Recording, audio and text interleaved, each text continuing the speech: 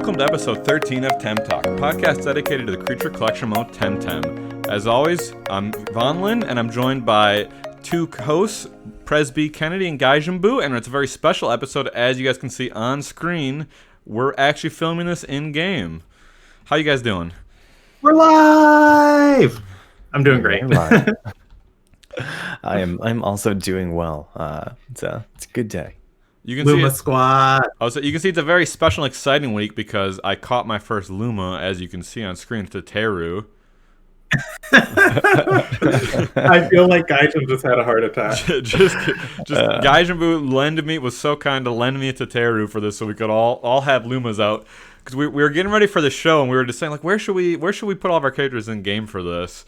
And meeting up. And these two show up and they both immediately start flexing Lumas on me and showing off all these Lumas. And I'm just sitting over here with no Lumas whatsoever. So, guys, all these pity. Lumas, my two. Hey, that's a infinite percentage. Oh, you have a Luma. Oh, man. All right, quick. Let's beat up Gaijin. This week's episode of TemTalk, looking at Lumas that Gaijin Buu owns.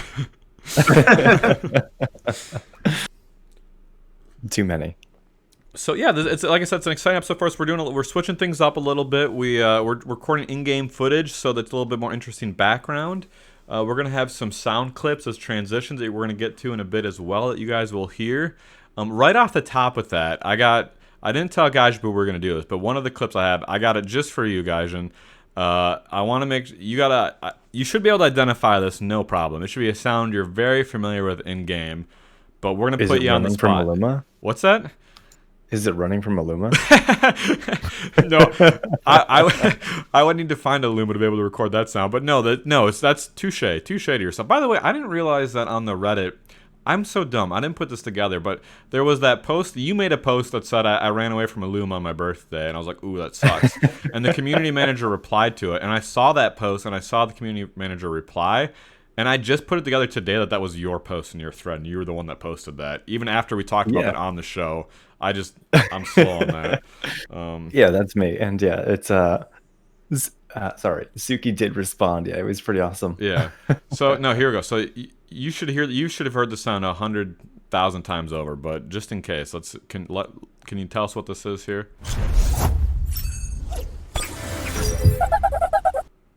Oh, that would be a Luma Tataru sound. Well, do they sound different if they're Lumas? Don't they sound Well, you can hear the Luma sound, though. So when it spawns, you can hear the Luma. Those are two normal Tatarus. They're not Luma Tatarus. Do they really make a different sound? It's a stupid card, though. They do, yeah. It's the card. So that's the sound of the Tems being sent out and summoning appearance. So darn it. Okay.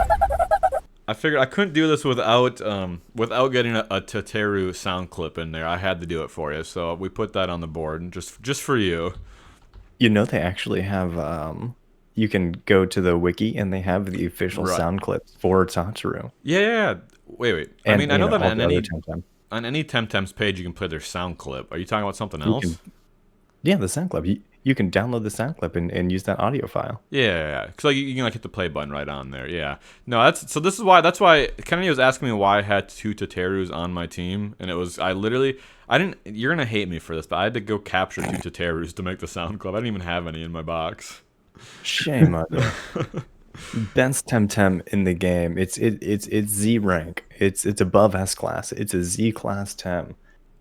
And you don't have any, huh? Well, I have two now, and I have a Luma one. You think that I'm getting this back to you after the show, but I just have this now. This is not going to be good for me because it's going to be very obvious public records that you gave this to me and who I am, and so you kind of have. Unfortunately, you have pretty good collateral. You can run, but you can't. Yeah, no, I would be publicly shamed forever. So.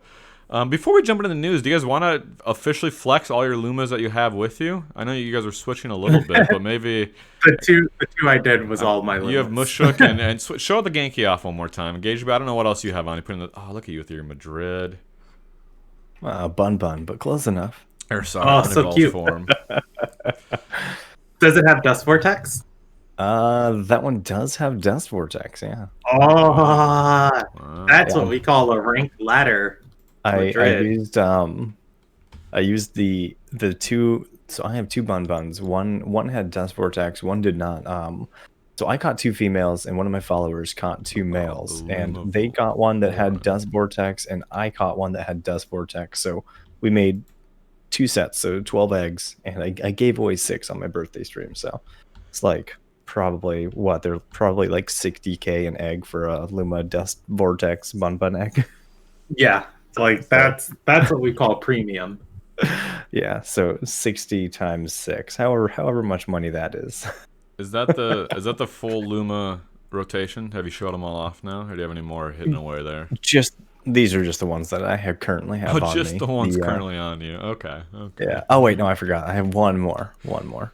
Oh, this guy. Oh, This guy. Adoraboros. So The cute. sleepy boy. Sleepy boy. All right, well, let's jump into the news, shall we? That's right. We got a little excitement to transition to the news now. Some battle music.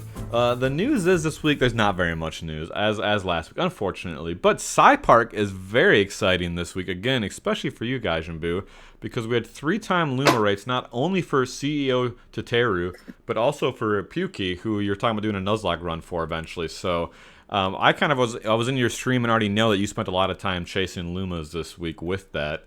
And in a second, I want to ask you how that went. But real quick, the Temtem release rewards, they tiered up from 60 to 550. So they stayed away from that 600 release. Unfortunately, at least unfortunately for me, some people might like it. The top reward was a die pack, and the second top reward was a die. So there's no cosmetic item. I don't know if 550 releases for a die pack is worth it. I feel like you got to have it be a cosmetic item. I don't know.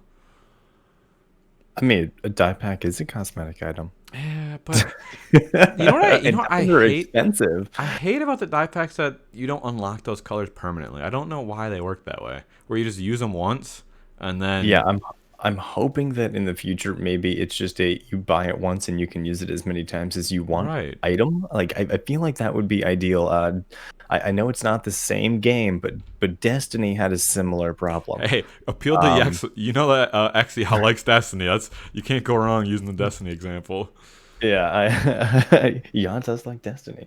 I like so they had a similar problem, and I think you still have to buy dyes, but it's a lot easier to get them and a lot less expensive because I mean it's just dyes. There's no need for them to be as expensive, and I understand they're probably looking for ways to create cash sinks because there's not really any currently, besides Right. the actual clothing items or whatever, but. Yeah, So clothing hopefully- and breeding. yeah. So hopefully once the game's fully released, dyes will be at least way more affordable and something you could just buy numerous amounts of without having to drop 20K a pack. I get that I 100% think they should make money off it. I love the idea of that. I want them to have a revenue stream. And I don't think that they would have any less of a revenue stream from die packs if they weren't consumable. Yeah, the idea is, you buy a die pack once and you want to buy it again, you have to spend more money. But I think if you just put enough die packs in there, people will buy multiple die packs, multiple cosmetics, multiple furniture items. If anything, people might be less inclined to spend money on a die pack if they know it's a one-time use. Personally, I would not want to spend $5 on a color that I could put on one cosmetic item. If I ever switch it, I'll lose it. But if you tell me I can pay $5 to permanently lock a really nice color that I want to use, like that, I would spend the money on. So I hope they make that change. We'll see. The other thing that's frustrating to me is that they don't warn you, I don't think, when you apply the die pack that you're going to lose it. Because there was a Reddit thread where someone was talking about how they didn't know that, and they do. lost them. I mean, it has a number on it. It tells you how many you have. So, it does imply that it's only X amount of uses. Yeah, but don't you always have just one? So it makes it seem like this is just your one color. I don't know. It wasn't clear to me. I threw my die pack away. Maybe I'm dumb and didn't read it. Maybe that's on me. But I know someone else from the community had the same experience, and we were kind of lamenting together in Reddit and some other people. To just make it just a really clear pop-up that, you're about to apply this die. You will not be able to apply it to anything else or change back. Are you sure? Like some of that, it might be nice. Okay, so the actual problem is if you have one, it does not tell you there's only one. If you have two, it says there's two. But if you have one, it just shows the die. Right. It doesn't say there's only many. So I assume that die was understand in my that now. collection, Because I literally, I think you can see it on my character now, actually. So, yeah, you can't really tell. But, like, my shirt color, that is a die pack I got for free Tem. And it used to be a dark blue. and I just experimented and pulled this, and I wanted to try this color out, and then I changed my shirt to this. I was like, okay, that's cool, and I want to switch back to my other shirt, and I couldn't for that reason, and I thought it would be in my See, collection. what they need to do, if they're not currently going to make dye packs infinite, is um, they need to give you the option to try on a dye. This way you can see what it looks like without wasting the dye. Because if you put it on and you hate it, you used it. Right, right, exactly. There's no try-on function for cosmetic items, and there's no try-on function for dyes. Right. There should definitely be a try-on, and I'm preview, assuming yeah. there probably will be.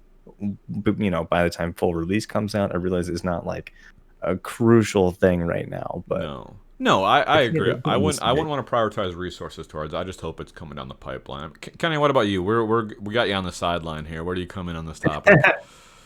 Well, for dyes, I do agree that right now they're kind of one of the sinks in the game. What I see lots of people doing on the trade item channel is they collect multiples of each outfit, and they'll dye each outfit a different color, because the shirts, once you trade them and do various things to them, shirts and pants and everything, they keep whatever color you dye them until you dye them something else. So that's kind of like an option to have like multiples in your wardrobe.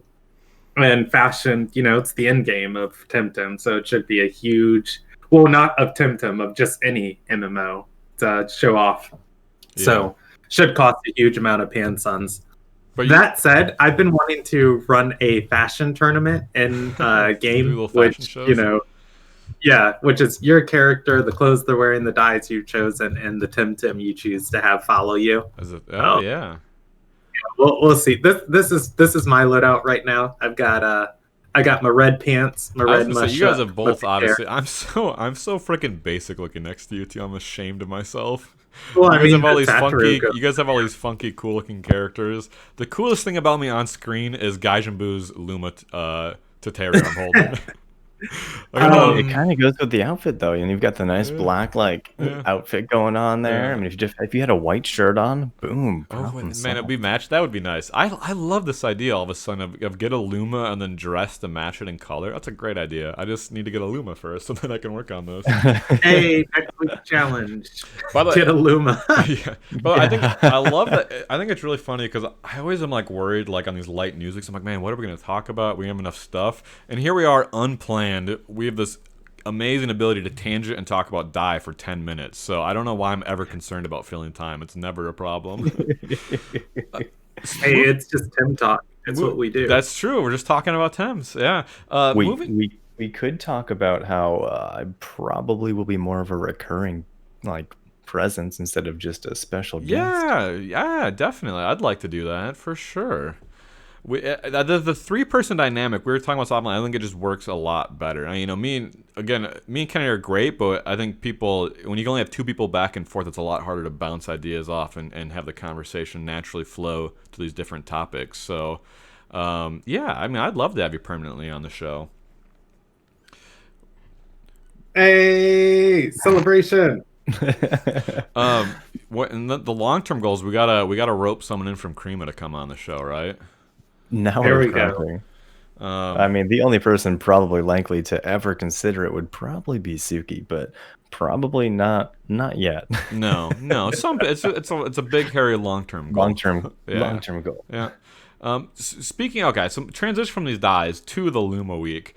I checked right on Monday. This was the SciPark update, and I saw this and I immediately messaged you. I was like, "Oh man, did you bribe them? Like they really picked the 2 temps that you do Nuzlocke runs for? Is this just Gaijin week?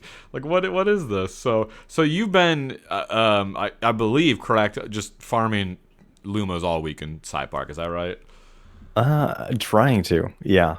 I've been trying to get a Pookie on my main account because I don't have a Luma Pookie yet, but it's the 2.5 times Luma rate and the 75% spawn is just not working for me, which it's fine. Obviously increasing Luma odds does not mean guaranteed Luma. I mean, you could still hunt all week on a 3 times rate Yeah. and just not not Man, get anything. I felt that on the Bun Bun week. I dropped in your stream and you were talking about that, and it's a really good point that I myself didn't take seriously enough. We're talking about like people see a Luma week and they think that it's, oh, I get a free Luma this week, like it's a guarantee. But it's they see the still, you still gotta tiles. work. You still gotta put in a lot of hours. You still gotta put in 15 Oh, yeah. plus hours. You know, thousands of encounters. It's still Like, I still know- like I know- 6,000 plus encounters on average, right? Or statistically. Oh, I mean that's the low end. That's if it's 100% catch rate. You can't undervalue that. You're like 75% rate. That's good. Every 3 out of 4. No, that's terrible. I mean, that means 1 out of 4 you don't even get the right Tem to try to get your chance to get a Luma. That's I kind of have brutal. some good friends that hunt and they do like 40k encounters.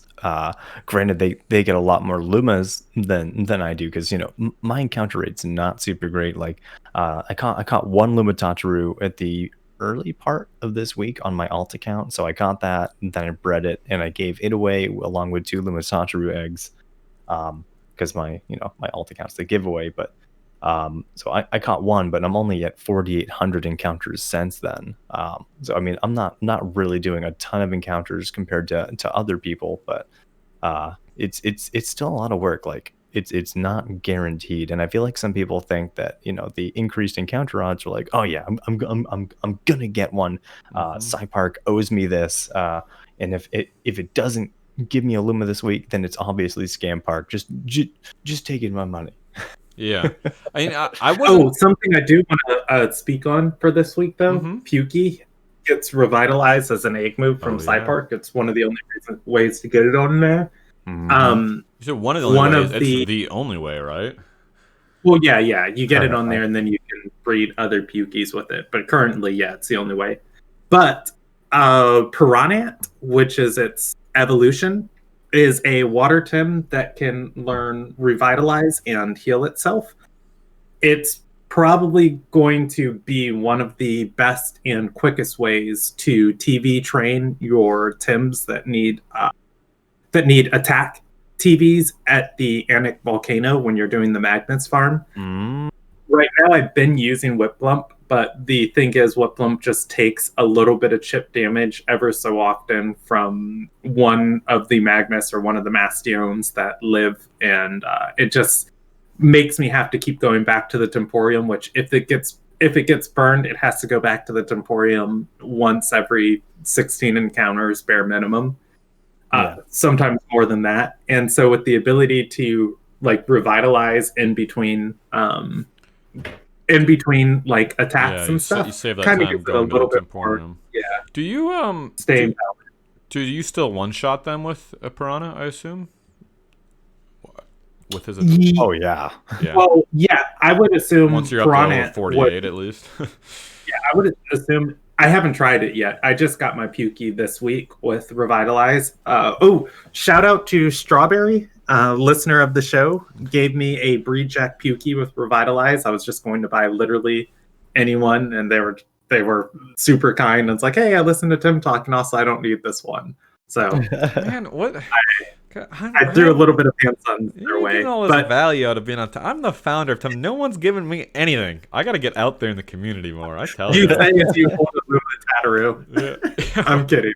Right. But anyways, with the Pukey, I imagine Pukey, or rather Piranha, would one-shot them. Right now, I've been using Whiplump, and its only turn 1 water move is Ice Cubes. That does decent damage, and Ice Cubes doesn't one-shot Mastion, and it's like turn 1 you have to kill any Magnus with Ice Cubes, and then turn 2 you Tsunami and kill everything. But even in some cases you can catch them on turn 2, like while you're swapping other Tems in and out. It's weird. Anyways, I think Piranha is going to make that specific farm go faster. No, that's a good point. I don't respect enough the self-healing in the field. I need to be more of a min-maxer, because I'm like, when talking about that specific location, I'm like, the Temporium's like 10 steps away. Is it really that bad to go heal? And I know it is over lots of TV training to leave that area and walk over there and back, but I'm like, that's one of the easy spots to heal at, already, compared to some of the other spots where you have to go a little bit further to get back to a Tem station. But I guess, like you said, it is going to make it a lot over time. And if you're trying to make money off it, which we'll get to with you, it's definitely going to increase your per hour if you don't have to go back to the temp station and heal.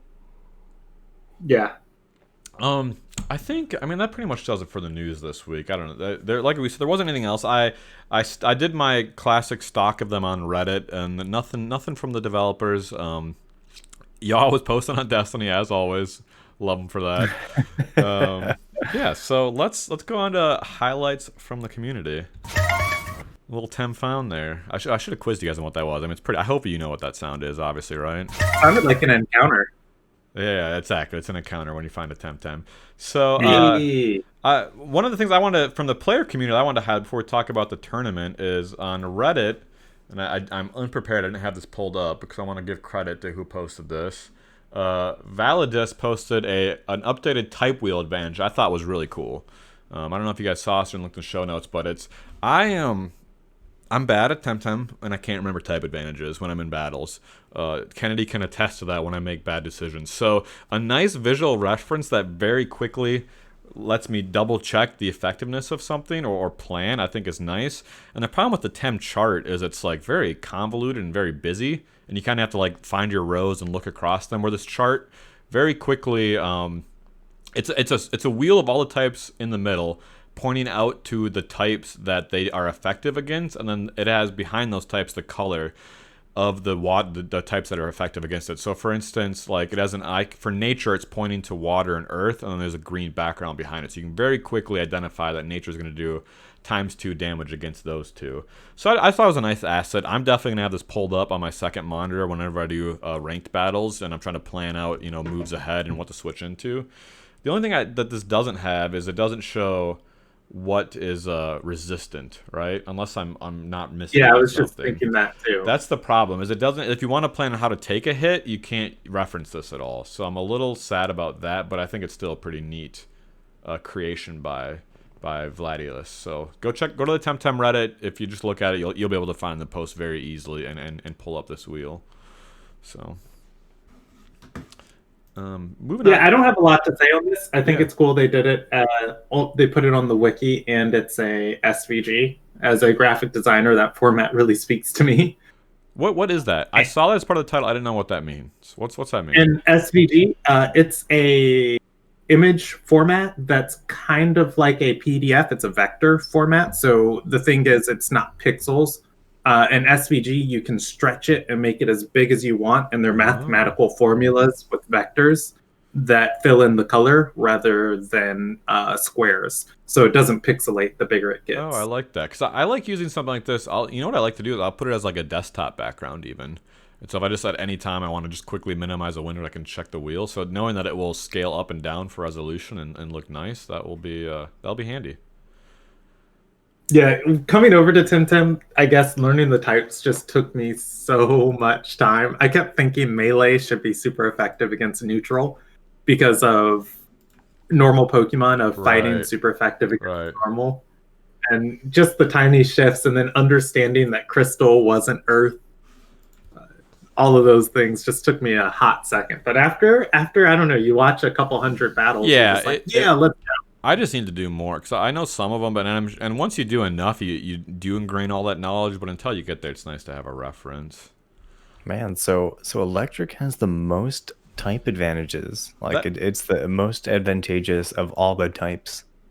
That's what's interesting about this is it shows off things like that. Because it also shows you that Toxic, it highlights that Toxic only takes ×2 from Wind, and so is the tankiest of the types. So it's a very nice visual representation of the field. What's that?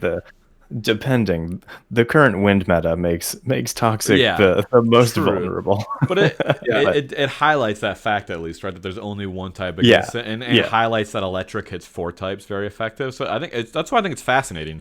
Is you don't get that feel representation from the classic type chart that you normally see, the traditional one. Yeah. Electrics are supposed to be the most offensive type, with Toxic being the most defensive. Yeah, and it kind of shows in game right now, because when I think of the 3 biggest tanks in game, I think of Anaerobic Volaren, I think of Perrier Mashuk, and I think of Calibus with either Lonely or Botanophobia. and both of the like all three of those Tems can take hits for days, and some of them can even take anaerobic Volaren and Yeah. Calibus with the coat or Mashuk with the coat can take special attack wind moves pretty decently. Voldrin with that toxic and that wind type, so it doesn't take the damage from the wind. Yeah. Is crazy, right? I mean, that's why Voldrin's so good. Everyone knows that, but it's just interesting to see, to really see why that's the case and understand that on a foundational level here with this graphic. When we get access to catch Sparzy and we get more electric Tems in game, we'll see how it shifts around. Well, it's like I'm Because looking I at this. think when go ahead. I was gonna say I'm looking at this digital part of the wheel and salivating over it, and like I wish we had access to that. You get no digital Tems. Max is the only one forever. No, I'm kidding. But when more electric Tems push the wind Tems out, I think we'll see triple toxic teams become almost like bog standard. Poison control is a great way to win games, and then just how beefy some toxic Tems can be, they can become real threats. But without electric to, keep these birds on lock, only time will tell. Yeah, I just got distracted because I'm looking in game. Gaijin Buu, it looks like you have like red glowing demon eyes almost. So I'm sure you're aware of this. They're supposed to be like pink or red or something, I assume. But I just realized that I'm kind of getting creeped out standing next to your character in game here. I think they're supposed to be pink. I'm not 100% sure. I've not played my game full windowed in a long time since I'm playing two at the same time. Look at you both guys with your goggles. Get out of here, you two. It was a free reward. I know it was. Everybody should have the goggles and then the Bell Soto uniform. There you go. No, don't use the Bell Soto uniform. That's a bot uniform. I actually, when I started the game, my character didn't put a shirt on my character, and I didn't have a shirt for the longest time, and I had to use the Bell Soto one. I like the disguise from Tuca. I really like that outfit actually. I would use it more if everyone didn't already have it, Yeah, I don't know. I have the top on, just not the hood. But I changed the colors because everybody has it. Right. It makes it automatically not cool because we're all hipsters at heart. Don't ever use the Bell Soda uniform. Basically, bots are the only ones that use that. That's unfortunate because my other account use it too. Because with my other account, I traded all of my cosmetic stuff to this one, so it's got no clothes or anything until I get to that point of the story. That makes me sad because they're like the Team Rocket of this game, and I just liked as a kid I liked Team Rocket and thought they were cool. So like as an adult I still like Team Rocket, and like in like Minecraft for a very long time my Minecraft skin was a Team Rocket skin. So I'd love to like run around in this game dressed up as Team Rocket or the closest thing to it. But like you said, it's been tarnished and you can't do it. It's not as cool anymore. They've ruined it for the rest of us. With that said, I am not bot. You give me currency, yes, please. I don't think they ever could do it or would do it, but maybe, just maybe, I'd love it if they put some kind of cosmetic item that is very a heavy nod to Team Rocket and looks like a Team Rocket outfit with some kind of bar.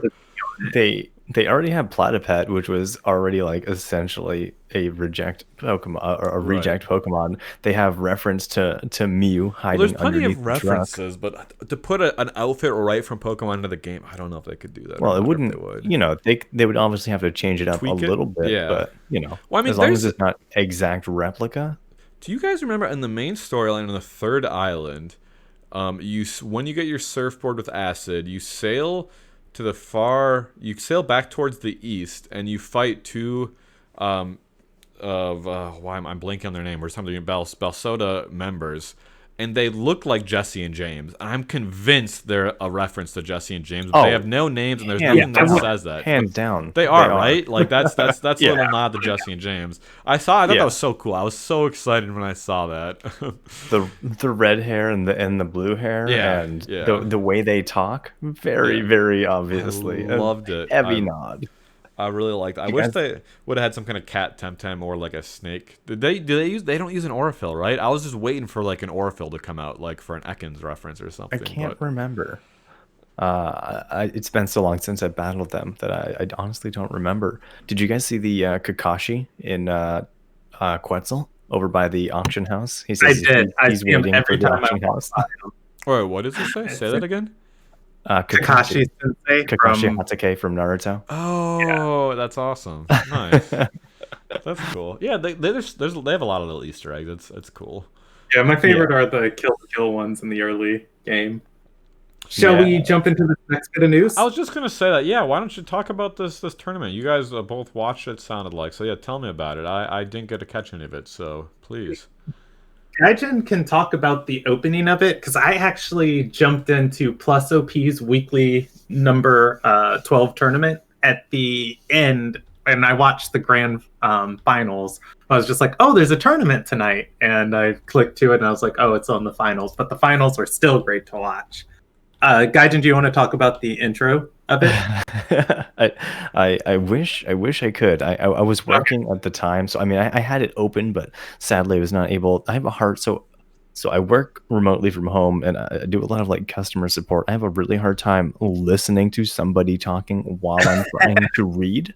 Oh That's yeah, fair. yeah. I can't do Even that. harder time while I'm trying to type. I end up starting to type what people are saying. Even it overrides my thoughts. So I usually watch them muted, and I try to catch what's going on just from the video. Um, so I don't have a lot, unfortunately, but Well, that's cool. So I jumped into it at the end, and it was a Fantastic Four ban format. So there's no Kinu, no Pick-a-Pack, no Gaialis, and no Volarin allowed on any of the teams.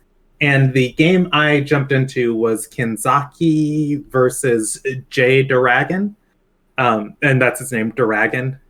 Jade It's- Oregon. yeah, it's so It's silly. the Japanese like iteration or writing Oh, for okay, yeah. dragon. It just made me feel silly every time I pronounced it last night. But Kanzaki was actually using my sneaky snake strategy. I was gonna say the Pres B Kennedy meta-defining, innovative, sneaky snake strategy has exploded in the meta in the tournament scene ever since people heard sneaky about it here on TemTalk. I'm not going to claim I own the patent for Oh, I this. am. I was This the is first a one. I was the TemTalk first person patented I saw strategy. running it. But yeah, when I saw Kanzaki last night was running an Orifil with max speed and max speed and max attack with toxic affinity, I was like, let's go. It did cause Jay Dragon some serious problems in the second game. Nidrasil he ran roots on Nidrasil and was able to get its speed down so that the Orifil couldn't outspeed everything. And then once Orifil can't come out and basically kill anything it needs to before it gets hit, it just dies because it's so fragile. And so the second game, it wasn't a problem. And then the third game, Kanzaki picked it, but Kanzaki actually picked Saku, and Raid Boss Saku was just too tanky for Jay Duragan to handle after Kanzaki got rid of all of his toxic Tims, and Saku ran away with the game. All in all, it was a great set. It's probably archived on Plus OP's Twitch, so go check it out and definitely enter in the next one. Plus OP runs some great tournaments. Blue Sapphire was the person who was casting for him last night, and all in all, I can't wait to see more of this format. I do remember in the beginning, actually. I think Plus said that this would be their once this series is over. This is going to be the last set of Fantastic Four bands. I think they're going to go back to normal competitive without the Fantastic Four bands. Which I'm not gonna lie, I'm Interesting. little upset because I really like seeing the mix up because it forces people to use Temtem they would not normally use, but with the I thought you were Fantastic a little Four back in the skeptical picture. last time we talked about the Fantastic Four, that as a Yeah, balance measure. Now I you're would all on say- board for it, or am I misremembering this? No, I would say I was the biggest. I was probably least the for biggest me. person who was hesitant about this Okay. format. I think all of my reservations about it are still fair in that Kanzaki's team that they were using last night was almost an adaptation to this type of format where it was very similar to a meta team They had Grandpa, well, not a meta team, but it was a format with like heavy hypnosis use, heavy turbo choreography uses on both sides of just what become the A tier Tems, the A and S tier Tems in this format, and then will teams start running more of them. So I think it's very wise of Plus to say like maybe he's recognizing that too and saying, let's do a little less of these before it becomes just meta, or before it becomes the same as the regular competitive format, except we just don't have Gaialis and Kinu and etc. here. So alternating these back and forth, we'll see how it goes. But I think competitive battling needs just more formats. I would love to see another cool rule set come out, and I think alternating between multiple rule sets is what will keep the game interesting, rather than just saying like no Kinu, no Gaialis, no Volarin, no Pick-a-Peck ever. Like that's not fun. Yeah, I mean, definitely, the longer you do something, there is going to be a meta form. There are clearly better options than some other options.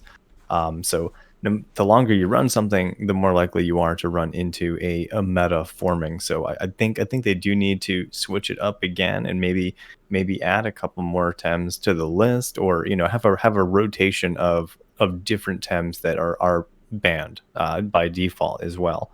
So I think there's just a couple of ways you can go about it, but just going back to the standard format, we're just back to just the Fantastic Four always being there with their support Tems. It just I felt like before the Fantastic Four bans that competitive was a little stale to watch, just because How dare you expect everything.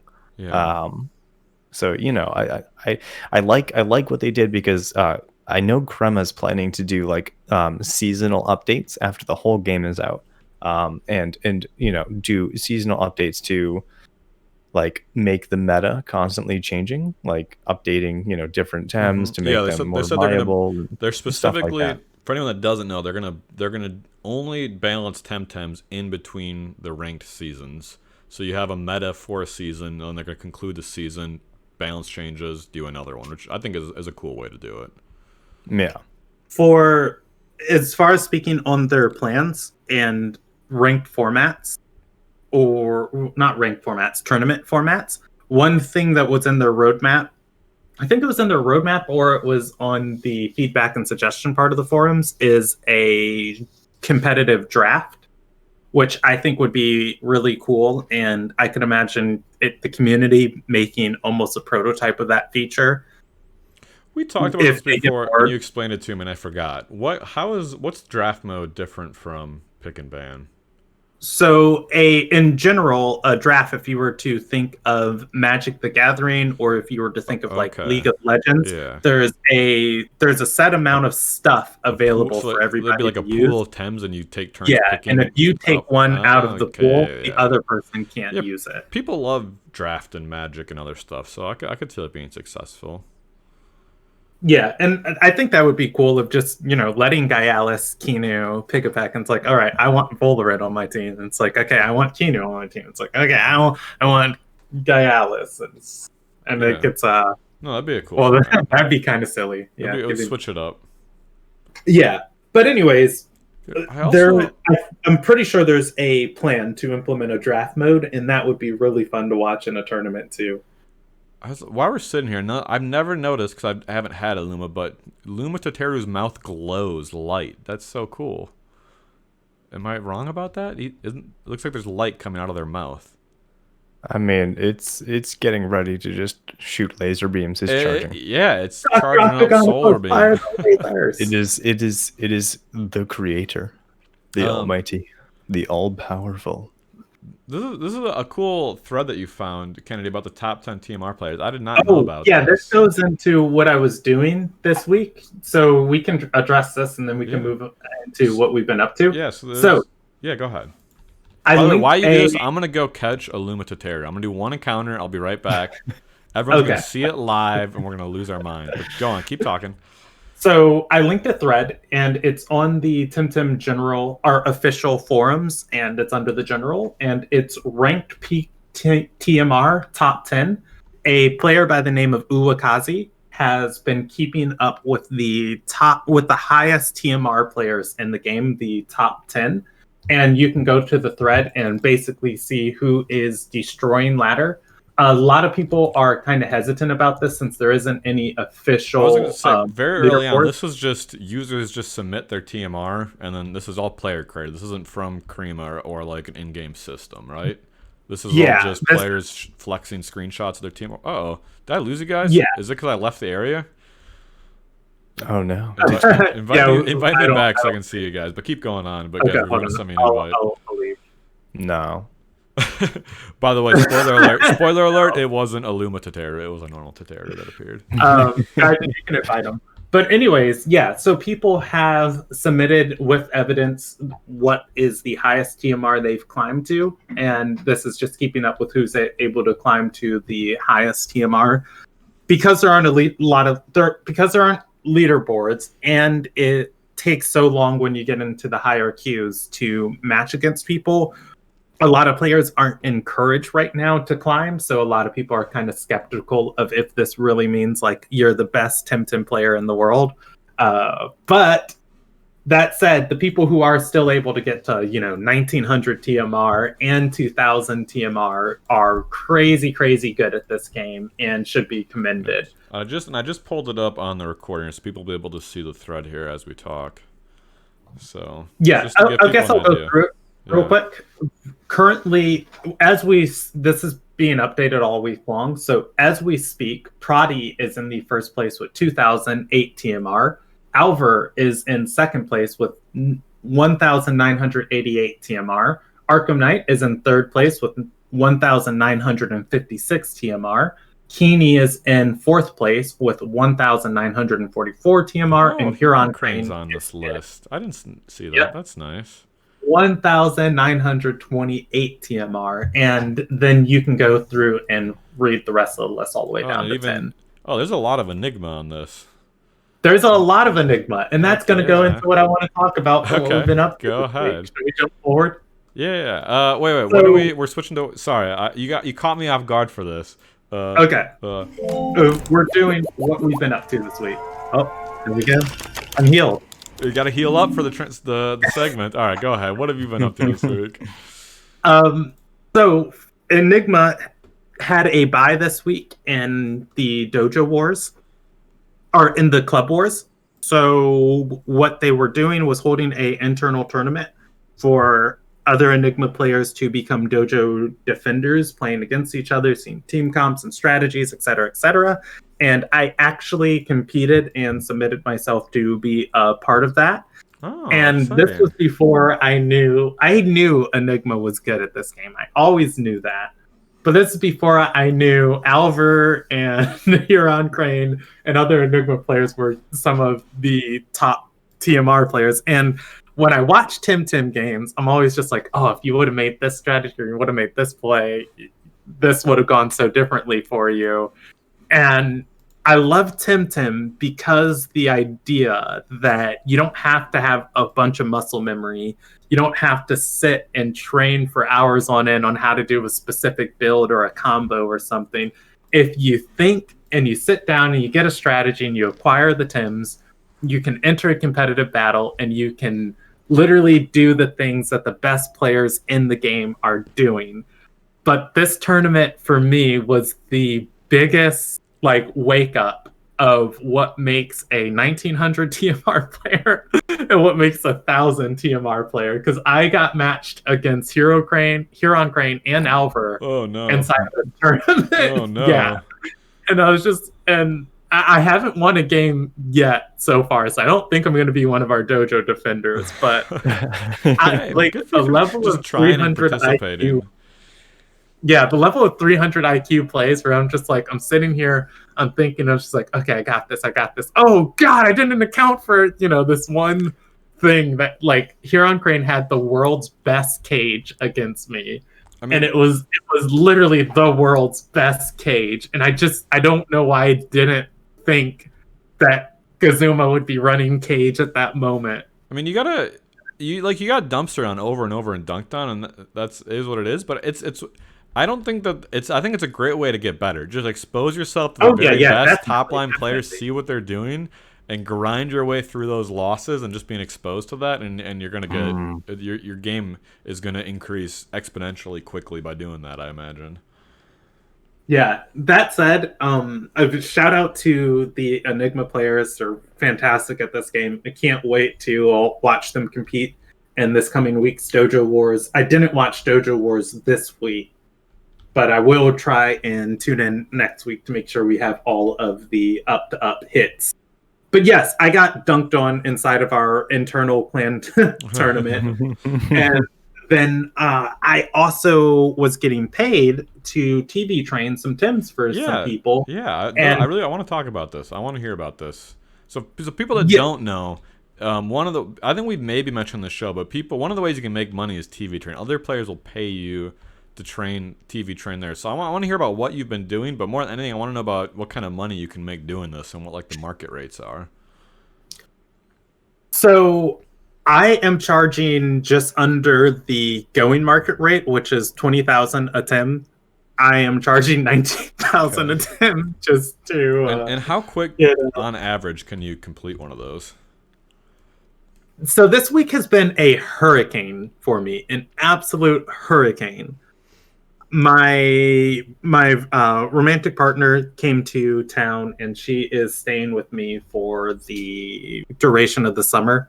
And we've been spending so much time together, and I have not had time to TV train. So last night they gave me a week to do it. They're just like, oh, I need these Tims back in a week. And last night was like the first moment of me sitting down, hunkering down and doing it for real. I was able, actually speeding through this process and going through it as quick as I could, I was able to get it down to about 4 hours no, that's a lie. About 5 hours a Tim. I have one of them. It took 5 hours to TV train one of them? But you can do multiple in that time, right? I guess. Yeah, I was doing multiple for that's terrible myself. Per hour money if you can only do one every 5 hours. But can you like complete 2 or 3 in that 5 hour stretch at least? Yeah, so I TV trained 2 Tims on my own team, and then I TV trained 1 Tim for somebody else. What I want to get at, and for people listening, is just what do we think the average per hour income is for this? We can compare it to catching and releasing. If I didn't make as many mistakes as I did, and I really hunker down, I could do this, and I could do each Tim in about 3 hours. Okay. I am most of the way through TV training the second one, and all in all, this has taken me about 2 days, and they gave me a week to do it. And it's going to net me 38,000 Pansun. So it's not terrible money. I'm just curious if someone was really, really serious. Like, could they make more doing this than catching and releasing, or is it about the same? Well, I know some people that do it, and I don't know exactly how many this person has trained, but I know they've made about 500,000 Pansuns doing it. I mean, there's money in it. There's money in it. Oh, of course. I mean, it's so. TV training is essentially resident sleeper, right? It's so boring. Yeah. And sure, is it more or less boring than catching and releasing is the question. I mean, I'd say it's about on the level, but with catch and release, you don't have to worry about catching and releasing too many. You do have to worry about getting too many TVs and wasting money. So if you're very efficient the amount of times I have that have 1 to 3 more TV than they're supposed to in a stat. Yeah, oh man, I had my first Tachiru that I caught. I caught it before even leaving the first town, well, the second town, because I'm like, man, I need a Luma Tachiru. So I stayed there until I got one, and then I went through the whole story with it. So its TVs were just absolutely awful, and I loaned it to Blank. To get some Luma luck and hopefully get a Luma Tachiru of her own. And she was so upset with the TVs. She paid to fix it, and then she cleared all the TVs and then TV trained it. That's fair. That's totally fair. When I caught before they fixed SciPark, when it was the first week it had increased SVs, I caught a perfect Kalamazoo, all 50 SVs, and I bred it a bunch, and then I sold it once it was out of fertility. But I had randomly I'd not paid attention to its TVs, and I had such a hard time selling it because people were like, oh yeah, I want to buy it, and I'd put it up in trade, and they'd be like, what's with these TVs? It would cost more money to fix these than I'm paying you for the Temtem. Get another one. Yeah. So eventually someone did want to buy it, and I got a little bit of money for it, but not much. So I can feel that pain.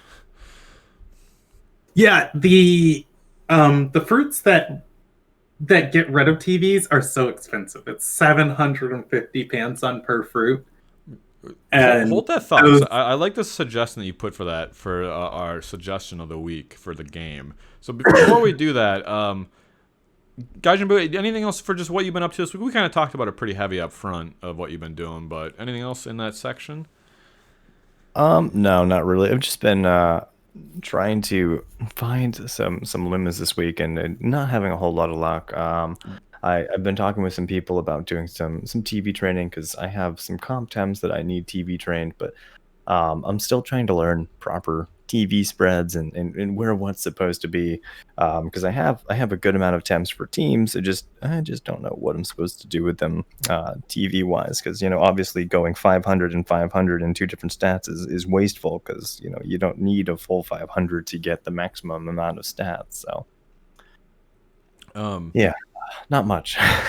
So you're gonna hire someone to TV train, you think, once you figure out what stats to do instead of doing it yourself. Well, that's the plan. I mean, maybe. I have some people that seem to be willing to help me.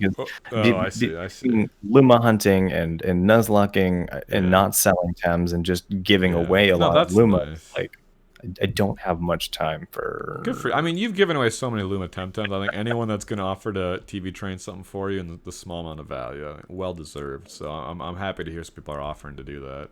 But yeah, picking the TVs to train to, it's difficult. Like you said, it did not just go to perfect 500, 500. Speaking of, I was going to ask, are you informally a member of any club? I'm not. People have asked me as a streamer, I finally hit 500 followers, and I have a lot of active people thank you. A lot of active people in my community that want me to make a club. Sure, makes sense. So I'm probably going to make one. It probably will be something along the lines of Tataru, something rather. Okay, that makes sense. Or the Buu crew, because that's what we're called in general, I guess. All my followers and whatnot. Sure. But well, in the meantime, you feel free to hang out and join Enigma with us if you want to get. That way, you'll have a space to get TV training advice. I know I that's the one thing I've used. I'm ashamed to say I haven't been more active and participating in the club. But the one thing I do is I go there and I ask for help with TV builds, and people give some very good info and suggestions. So that's why I was asking. For me this week, I haven't done a lot in Temtem. My big thing was just trying to get ready for the format of the show this week to have some actual footage and get these game files. That was my big project. So I guess without nothing to do, we can go ahead to our game suggestion idea factory section of the show.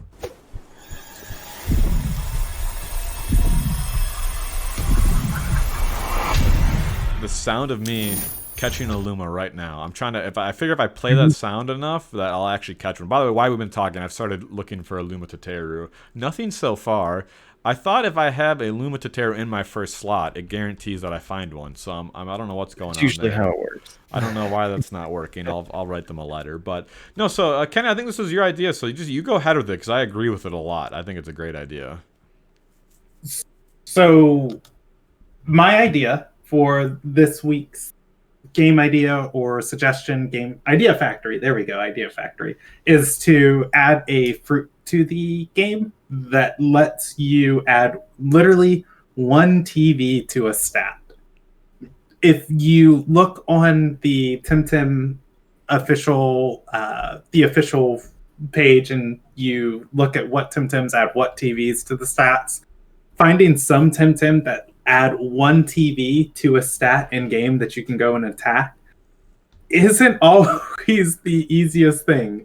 So a huge part of TV training for me, of like what takes so long, is that I'll be training in one area in like in the Anak volcano, and somebody will want like 187 in a stat, and all of the Tims there add either +3 to a stat or +2.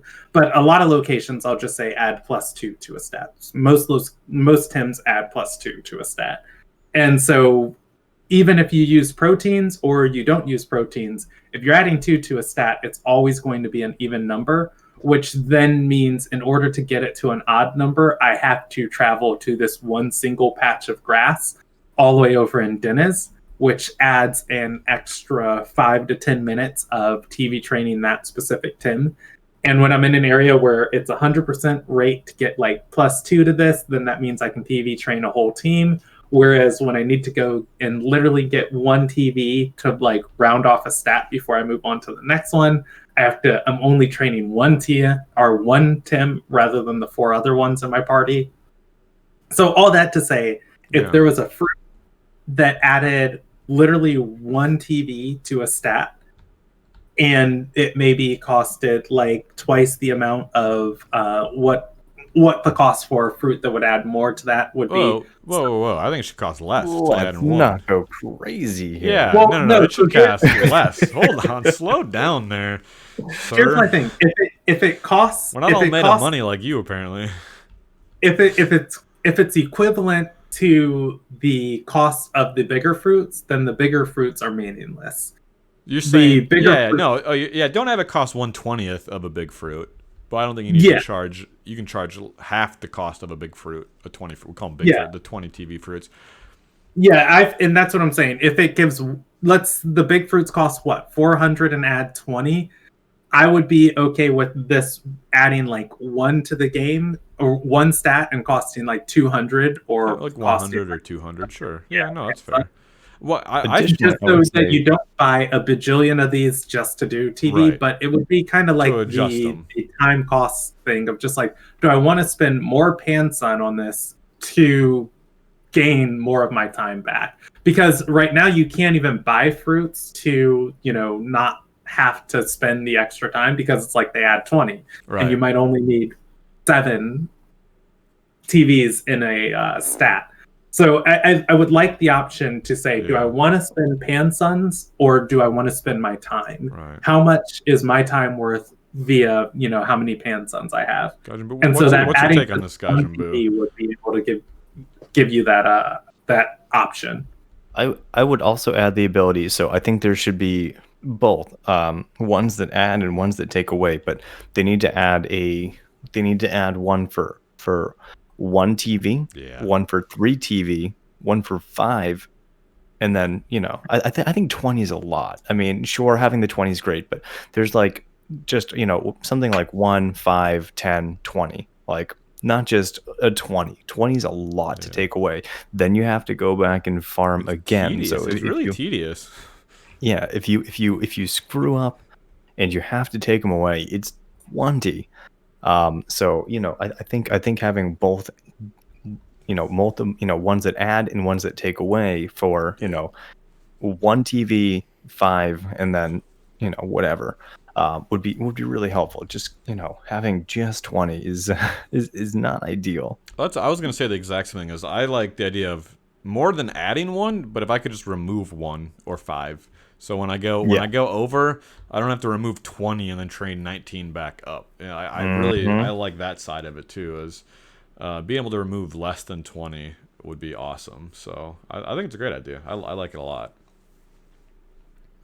And Gaijin Buu, just put you on the spot. You got any other left field ideas or suggestions for the game before we move on? Suggestions. I mean, the only thing I can still think of is just they really need to fix the sort. You used that before. You can't use it again this week. We've already thrown that out there. But all right, so you still want to sort your box. It's still a problem. Still killing it. It's going to be a problem for a while. It's going to be the same like the lack of. Actually, there is one. One of my followers actually made a suggestion on the official forums for adding the ability to show like the Lumas in your Tempedia. So when you're scrolling through, have the option to show the Luma as the base option. It just immediately shows the Luma first, rather than having to click on the Temtem, click on the expand so you can see the full model, and then press Y to show the Luma. Like, it should just be able to lock the Luma right from the get-go and just have that on display right there. Also, there should be an icon on the Temtem that you have caught a Luma of, so you know which ones you've got a Luma of already, in case you're trying to fill your Tempedia and you're unsure of which ones you need left. Because if you go through your Tempedia, could have a function for that, or should have a function for that. That would be nice. Right, like, just an icon. I mean, they have the Luma icon, so why can't they just add the Luma icon in the Tempedia beside the ones you've got a Luma of? That would be cool. Yeah, I would like that. All right, well, let's move on to the Tem of the week here, and you guys tell me identify what Temtem this is. I think it's a pretty easy one. People hear this one a lot. So I like the sound of it, though. I can't get enough of it, so I used it. No. That sounded like whip lump. Yep, that's 2 whip lumps hitting the field. I was doing I got that idea because I was doing my catch and releases, and just every time Wind Plump would come out, I would like mimic the sound, which I'm not going to do live for you guys. Sorry, but I just heard that sound over and over. wait, let's hear that again. I'm totally gonna pull that out and use that as a clip for next week's. No, so our Tem of the week is gonna be Saipat. I'll let you guys roll into this. We've very mixed opinions on Saipat versus its appearance versus what it can do in game. But I'll turn it right over to you guys. As everyone knows, I'm not a fan. My least favorite Temtem. Saipat is number 69 in the Tempedia. Is a water and melee Tem. It has such an amazing typing for when the big 4 aren't banned.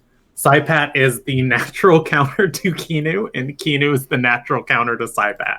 They come out to the field and they kill each other.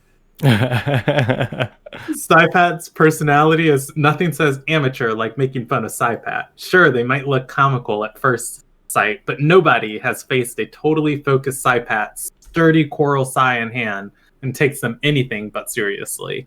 Saipat's 50-50 on its gender ratio, and it's got 2 traits. One is amphibian. When it gets hit with the water move, it speeds up. But its really good trait is toxic affinity, which when it uses toxic moves, it has the same it gets the application of the same type attack bonus, even though it's not toxic typing. Saipat's got a lot of HP and a good amount of attack, and it doesn't have great defenses, but because of its HP, it's pretty bulky and it's pretty fast. And the moves that are really notable for Saipat, it's got its signature move, Nicho Sai, which is a 1-hold move. It has high priority, costs a bunch of stamina, and it's a melee move, but it hits super, super hard. It's one of the hardest hitting melee moves in the game as far as for physical attack. It's the thing that naturally scares off 2 vines and lots of other crystal Tems. Go ahead. Sorry, I mean, with a base of 135 damage and stab, yeah, it's terrifying. The other move that is notable for Saipat is it gets access to Ninja Jutsu, which is a very, very high. I forget what the name for 3 arrows and an A+ is. But Ninja Jutsu, most of the time, you use for taking out Tems that are on a low sliver of HP before they can do anything. And the final move that is of note for Saipat is Toxic Ink. Because it gets that ability, Toxic Affinity, it can use Toxic Ink as if it was a toxic type. And Saipat's Toxic Ink hits really, really ridiculously hard because it's a physical attacker as is.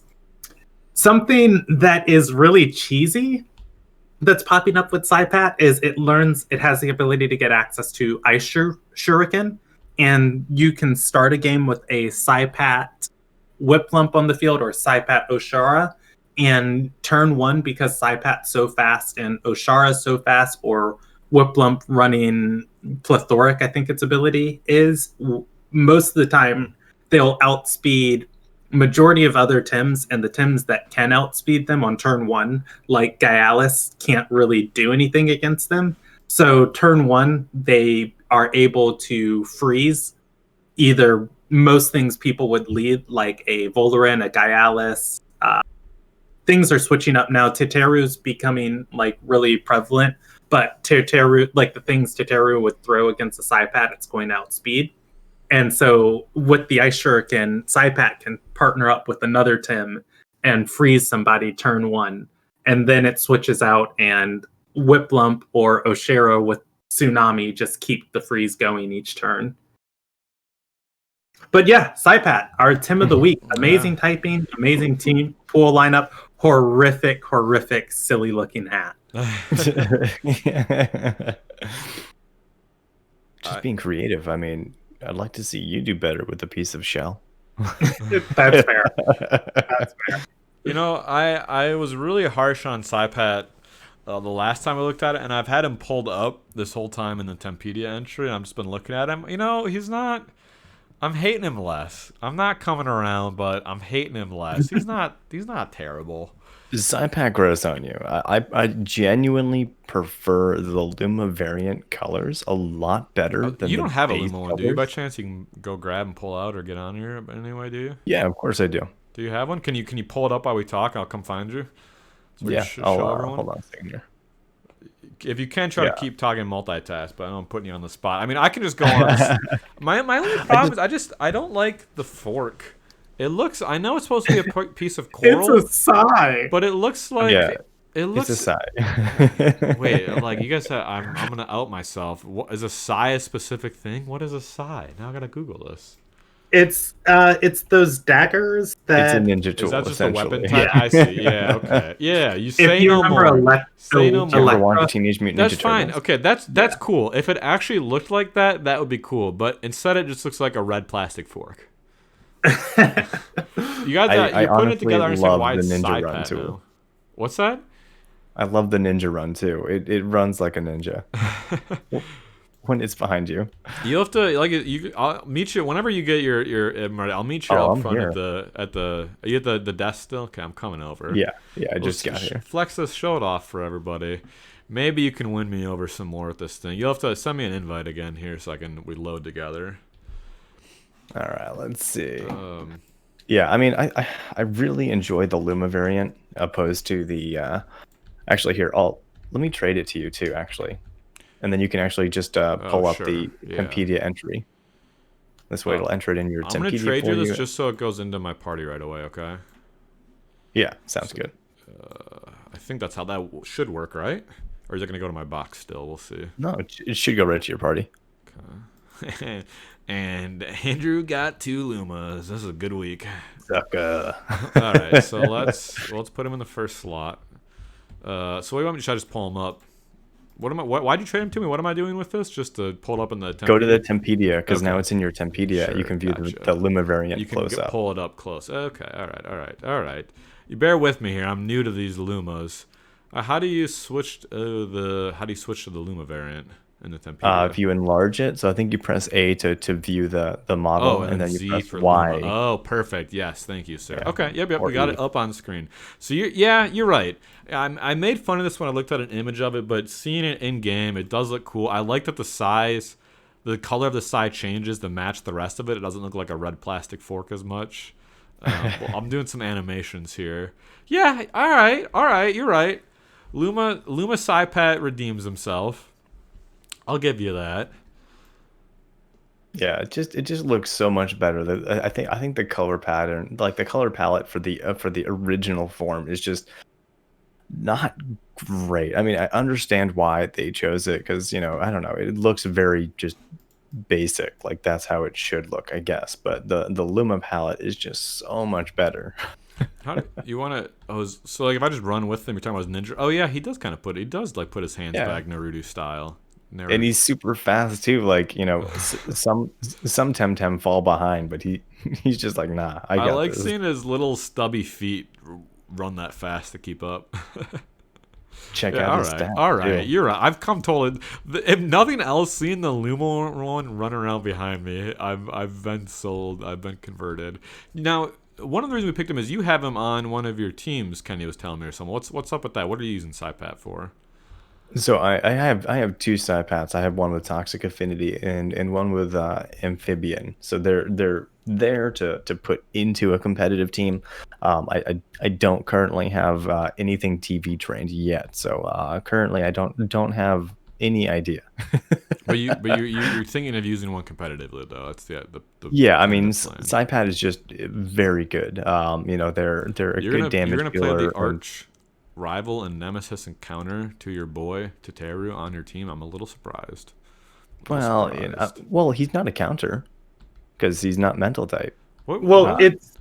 it's interesting that you say that though, because Saipat and Teteru actually occupy the same roles as Oh, as oh, Saipat. because damage deal, because Tataru has Stone Ball. That's right, Yeah, they both exist to push and Major Gaialis. Smash.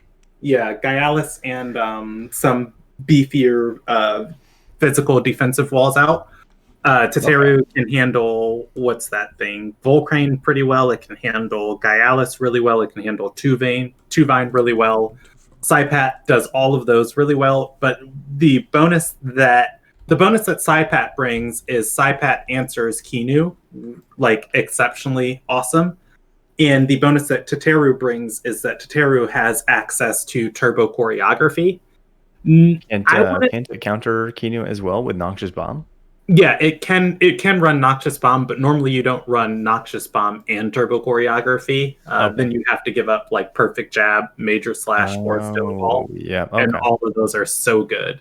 Essentially. So generally, you don't see a Saipat and a Teteru, but they are both really good in the role that they play of countering the big threats that are going to come out. Okay, yeah. See, now I'm learning because I mean, I've watched matches and I've always kind of wondered why, and that makes a lot of sense. That does make a lot of sense. But yeah, Okay. So I think we'll unless you guys got anything else to say on SciPat, or are we ready to move on? no, I think I'm. Yeah, good. my heart is set. Alright. Let's we'll go on to the challenge of the week and our main topic kind of all here at one here. But so this is like I was telling you guys before the show, I really got an appreciation for the music in this game when I started turning down game sounds and turning game music up. And this might be my favorite music from the game right here from the battle song.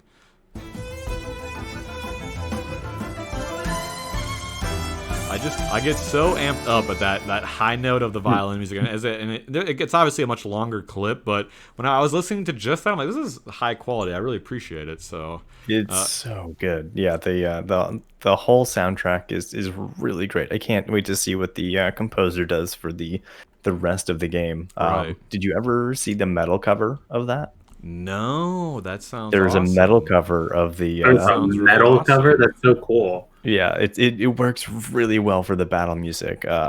It's it's super Well, impressive. I have to laugh. I've never used a SciPat, so I'm trying to pull him up in a battle now, and I love that SciPat's head is too short to stick out of the grass, and you just see his shell like surfing along the glass, and he's like he can't see out of the grass. He's so stubby. Oh man, that's so funny. He's just doing his little ninja run, and you just see the little the seaweed like following you behind in the grass, basically. Oh man, I love it. Yeah, Sorry. yeah, just barely not. No, tall he's enough. funny. I feel bad for being mean to this guy. This guy, he's endearing to me now. I've Yeah. come full circle on SciPat. A Luma will do that, Yeah, that's fair. It's real easy to love a Luma. So except for Typhoon. our challenge of the week, none of us did it. The short version is, but Kennedy, I want to take this moment to call you out as a dirty, dirty liar, because last week we talked about the sneaky snake strategy and your toxic team, and you promised us you were going to do more toxic matches to see if there's any validity to it, There's rather no than just do recorded one or record two. of that. Yeah, there's no recorded There record. is. It's forever on the internet.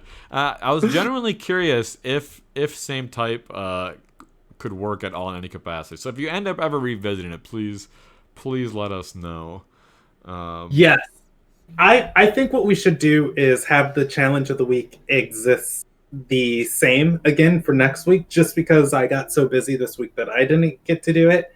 Otherwise, there are a couple more challenges on my mind we could do, but I would be very happy with just we can running this extend again. it till we have something to talk about with it. So why don't you refresh everyone's memory on what it is? All right. So last week's challenge of the week, which is also this week's challenge of the week, is you have to fight on ladder using 2 Tims on your team that are not fully evolved. They have to be Tims that have the capability to evolve, but are not their final evolution. I was just gonna battle with my Luma Teteru and Luma Saipat now because they're unevolved. And it's like a but they can't evolve. They don't have evolutions, so Saipat and Teteru do not count. So find a Tim you want to use. Azerok's a good one. Zephyruff's a good one. Orifil's a good one. Toxalotl, shrug. Harak and Grandpa. Yeah, Paharak is a good one. Rise is really, really good. And put 2 of them on your team, because if it was only one, everybody would just use Rise. So put 2 and tell us how you do on ladder. Okay, all right. And then for our main topic, I think you wanted to talk about Gaijin Buu's team a little bit. Is that correct? Yes, I've actually been working on that in the... Yeah, I've been working on that in the background as we've been talking this whole time, and I guess I'll share what I have so far with you guys. I'll pull up this graphic you sent. I don't even know what this is. This is Tems. These are just competitive Tems you're thinking about using. Is that what this is here? Yeah. So that is the entire list of just the competitive Temtem that I currently have. So I've been gifted a lot of them, just because I as I said before, I don't have a lot of time really to go and make a lot of Pansen. So buying competitive Temps is not really an option when you just give away your Lumas.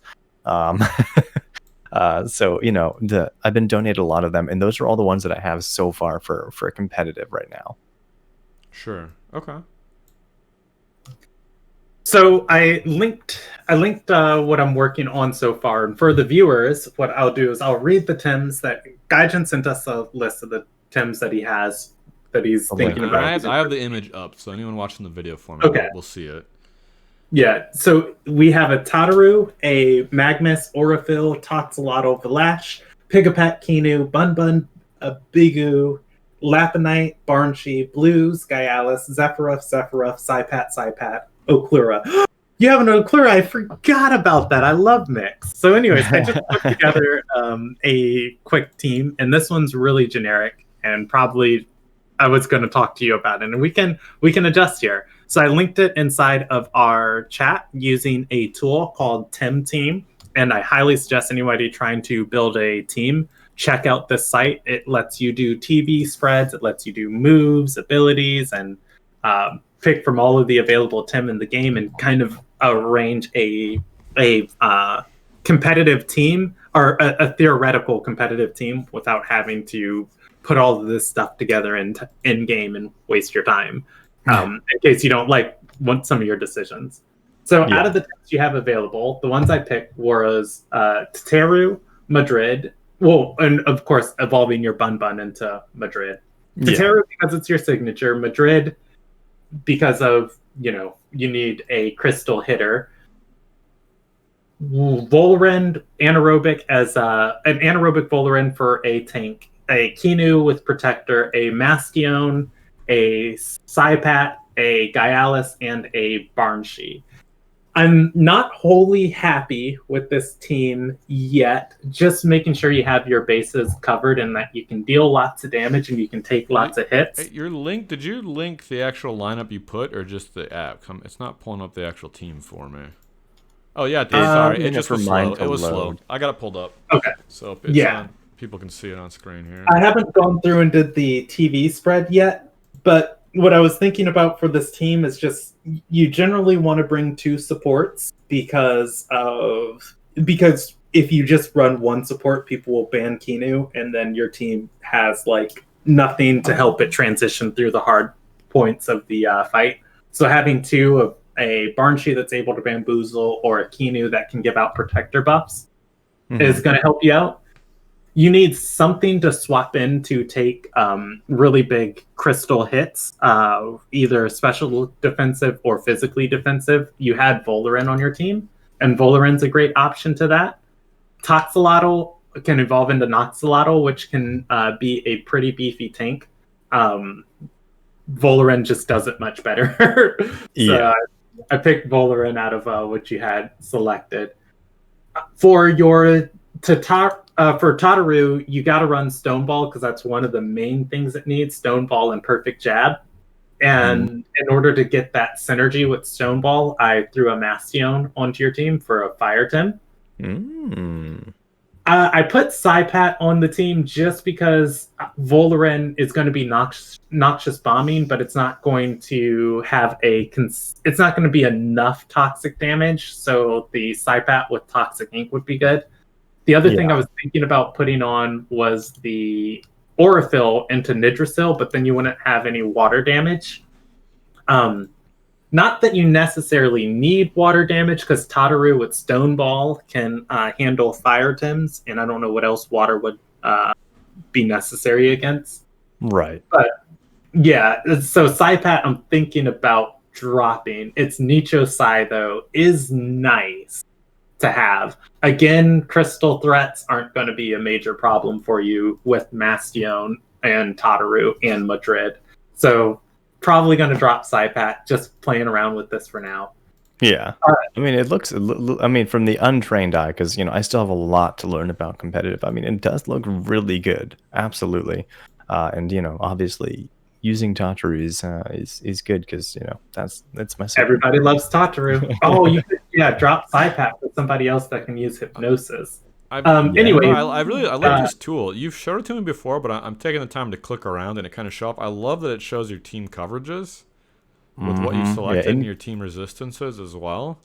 That's really cool. For anybody that doesn't know, it's tem.team. Very easy to find, very easy to get to. Just tem.team. Oh, that's cool. And the final the final two, I put a Gaialis on your team just because, like, Gaialis is Gaialis. It's great. Yeah. Gaialis, so you have Madrid for all of your special damage. Volarin deals physical damage, and anaerobic Volarin deals physical damage, but not enough. So Tataru is a counter, but Volarin or Gaialis is a sweeper. So Gaialis can get big enough to the point of where it can kill other things, where Tataru kind of stops other things from getting big. So this is right off the cuff from Kennedy, a sample. I mean, engagements to your team.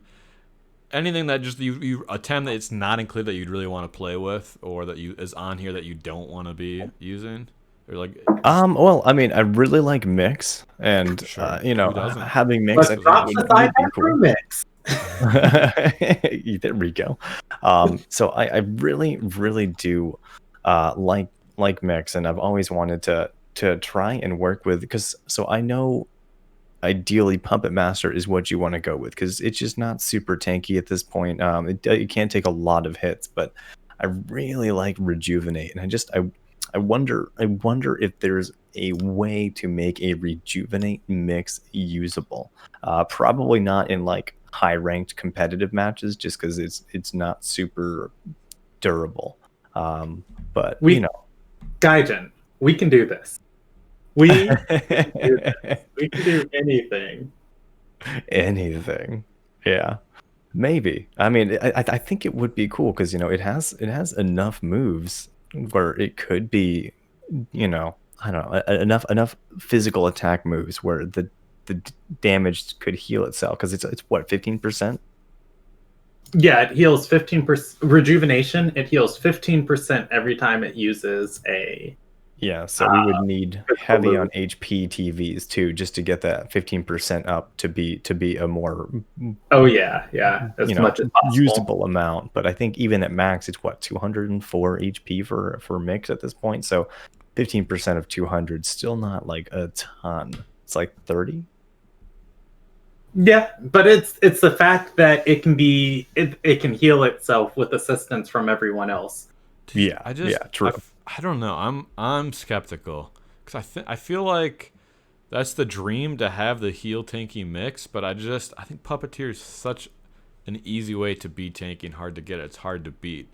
I think you're gonna be Yeah, but then you've got a lot of Nidrasil though, and there's multiple moves that cover two Right. places. right. So I forget what move it is that Nidrasil has, but it attacks both places and does poison. So Yeah. Allergic spread. Yeah, you're yes, right. I mean, thank there you. is, and there's like Meteor from Anahairs that are hit the whole Yeah, field. so while Puppet Master is great, it's only good for single target moves. Well, And that's you just have one to of be the things that anticipating. comes with competitive games is you just have to play around it. You have to play around Oh yeah. tsunamis. You have to play Right. around meteor Try storms. to clear those Tems if you can before bringing the mix out. Mix. But A play strategy with Mix with Puppet Master is I say Mix is a very checkmatey type Tim, which is the type of competitive game I like to play, where you can push your opponent into a situation where they can't win. So my general strategy when I'm playing with the Mix on my team is I try and have a Kinu and I try and have a tank. And the first thing I do at the top of the game is make my tank as big as possible. And then my second focus, after my tank is super tanky, is I focus down all the Tims that have moves that hit multiple Tims. And then once you have a tank that is defensively buffed, and then you have eliminated your opponent's Tims that have moves that hit the whole team, then pretty much they can't win against your mix because they have to punch through your tank, and the mix does so much damage behind the tank that it's going to kill anybody before it can punch through. So you push them kind of into a checkmate situation. Strategies for doing that just come with your play style. I think there'd be space for it on your team if you wanted to run a Puppet Master mix because you have an anaerobic Voloran, and anaerobic Voloran's one of the biggest big tanks that there are in the game. But Rejuvenate mix, we'll see if we can make this work too. I like that idea. I mean, it's out of the box, and I like it in the mix. I'm afraid this is a dream that it'll just get killed too quickly before the healing can kick in because it's. Yeah, because I mean, it's not gonna, because you'd have to make it. It wouldn't. The problem is it wouldn't be able to do much damage. You'd have to put so much into HP and defenses to make it even considerably viable. But the problem is it also needs to be fast if it can't be a Puppet Master. And if you're doing all of that, like maybe with all that investment, you can take one extra hit, but still ultimately you're going to die and not do that much on the field with that extra hit that you've taken. I don't know. I mean, it could work. I don't want to say it won't work. I'm just skeptical. I want it to work. I want to see it work. Makes me, when I'm looking at it now, it makes me think a lot of Calibus, in that Calibus would be a very, very beefy threat that comes out to the field. It doesn't deal a lot of damage, and it's really slow. The thing with Calibus, though, is Calibus has a lot of really good utility moves that are useful and don't do damage. Does Mix have that? I mean, Calibus can clench someone. It can flood and decrease speed. The problem with Mix, though, doing a defensive build for Rejuvenate is it takes 2 times damage from Crystal, 2 times from Earth, and 2 times from Fire. Yeah, it's not like people don't have all of those as sweepers.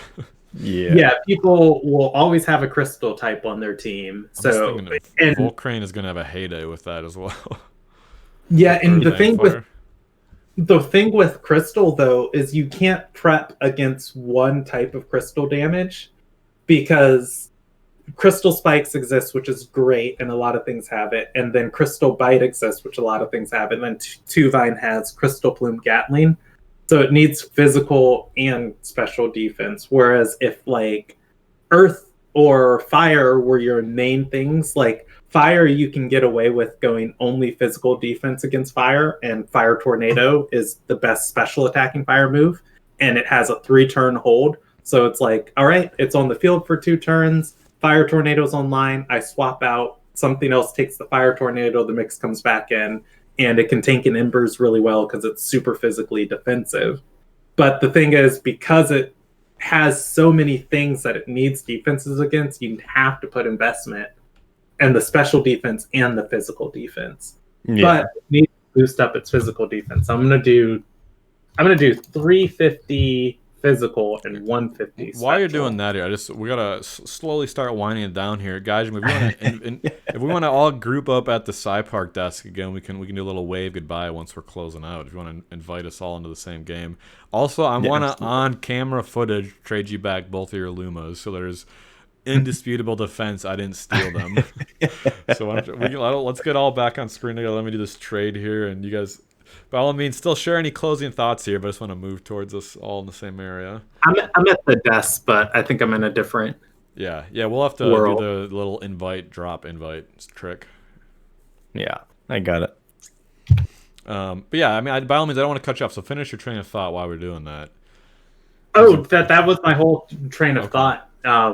Well, yeah, and I feel like Rejuvenate Mix is going to be in the same area as a anaerobic Volarin, just doing what anaerobic Volarin does, not as well. So in a big four, in a Fantastic Four band, I think a Rejuvenate Mix could be amazing.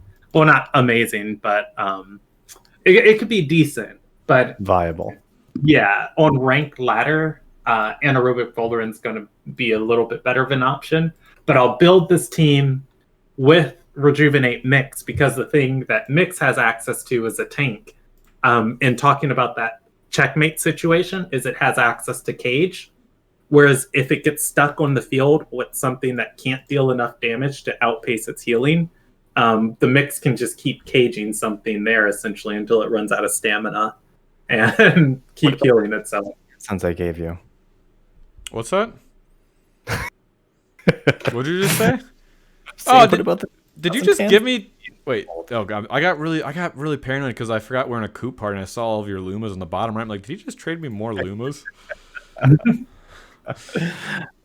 So there's a photo. Everyone saw it. I gave him back the Luma, so I don't want to hear no Twitter controversy tomorrow. TemTalk host Vonlin is scounds with Gaijin Buu's Lumas. Yeah, I mean, stealing my Barnshy. When you get that back?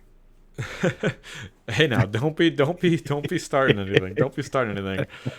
Kennedy, before we close out, why don't you let people know where they can find more of you online if they'd like to?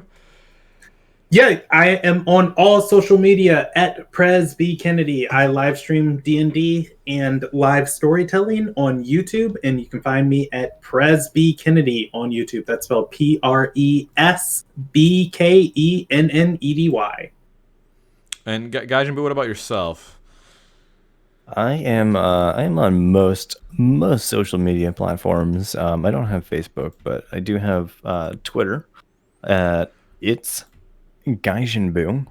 So it's GAIJINBUU, and that is on both Twitter, Twitch. I also have Instagram. I'm not super great at social media, but I'm working on that. But I do stream 5 days out of the week, sometimes 6, depends on how I'm feeling, on Twitch, and I'm usually there. Facebook. I feel like Facebook's transitioned to the thing that everyone's parents and grandparents use, and that's about it, right? Like the younger generation have all moved past Facebook to Instagram. I feel like you're not missing out not having the Facebook page. So yeah, I mean it's still basically Facebook since they own it now, but yeah.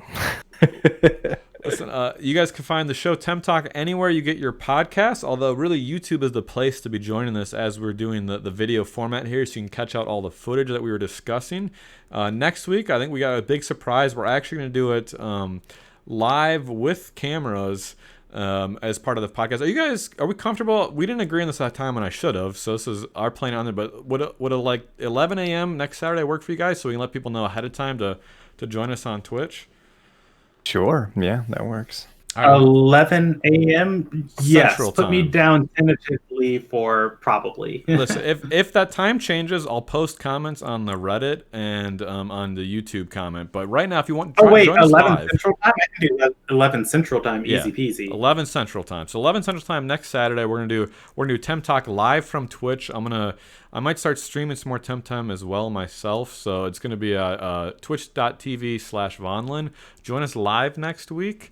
Until next time, thank you, everyone.